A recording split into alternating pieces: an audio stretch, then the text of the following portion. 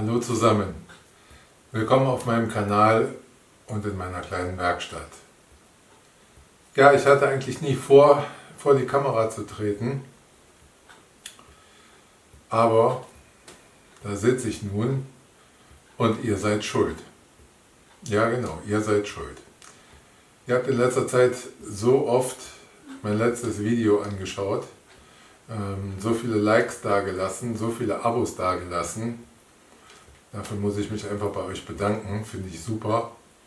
Und es motiviert mich natürlich weiterzumachen. Deswegen habe ich ein paar Kurzvideos und Bilder zusammengeschnitten von der Drehmaschine, die Teile davon, einfach mal so eine grobe Übersicht. Demnächst möchte ich noch ein, zwei Videos rausbringen über die Drehmaschine, in Fusion zeigen, wie ich das gemacht habe, was ich mir vor allen Dingen dabei gedacht habe, manche Dinge zu machen. Jeder denkt ja irgendwie anders.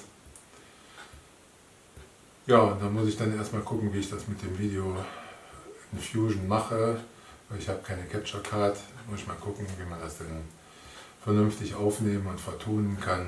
Und ja, das soll es jetzt erstmal gewesen sein.